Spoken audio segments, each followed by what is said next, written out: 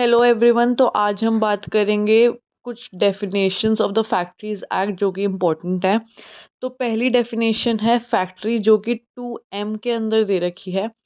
तो फैक्ट्री कोई भी ऐसा प्रेमिसेस या प्रीसिंक्स।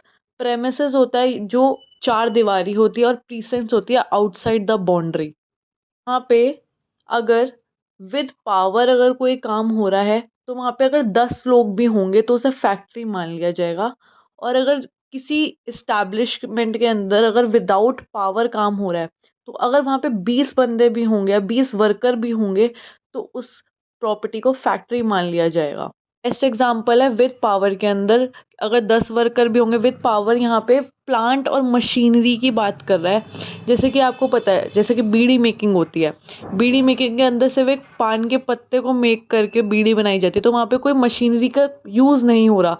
तो इसलिए अगर वहाँ पे 20 वर्कर भी होंगे तो उसे भी फैक्ट्री मान लिया जाएगा। इट एक्सक्लूड्स, मतलब माइंस, रेलवेज, आर्म्ड फोर्सेज, ये सब फैक्ट्रीज के अंदर नहीं आती है। अब नेक्स्ट डेफिनेशन है मैन्युफैक्चरिंग प्रोसेस की, दैट इज़ इन 2K। तो मैन्युफैक्चरिंग प्रोसेस हम ऐसे पढ़ेंगे कि मैन्युफैक्चरिंग प्रोसेस और मैन्युफैक्चरिंग प्रोसेस क्या नहीं होता, वो हम समझ में आ जाएगा। जैसे cigarette, cold storage, paper factory, pumping factory, यहाँ पे कुछ मेक हो रहा है, कुछ ऑल्टर हो रहा है, रिपेयर हो रहा है, ऑर्नामेंटिंग हो रही है। अब मैन्युफैक्चरिंग प्रोसेस क्या क्या नहीं होता। अगर तुम कोई फिल्म बना रहे हो और तुम उसे बेच देते हो तो वो कोई मैन्युफैक्चरिंग प्रोसेस के अंदर नहीं आता।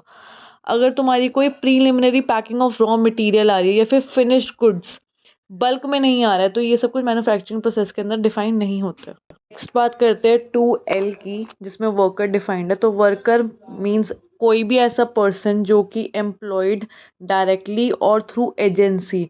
मतलब प्रिंसिपल एम्प्लॉयर को नहीं पता कि वो रियूनरेशन के लिए, रियूनरेशन मतलब पैसा कमाने के लिए आया है या कंसिडरेशन में उसे कुछ मिलना है, इसे कहते हैं वर्कर। और इसमें member of armed force of union exclude होता है।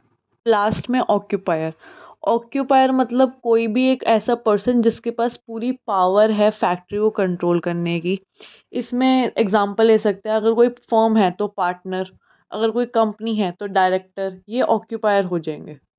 में एक केस भी है JK industries versus chief inspector of factories, जिसके अंदर बोला गया था जो ऑक्यूपायर है वो इंश्योर करेगा हेल्थ, सेफ्टी और वेलफेयर ऑफ द वर्कर्स जब वो फैक्ट्री के अंदर काम कर रहे हैं।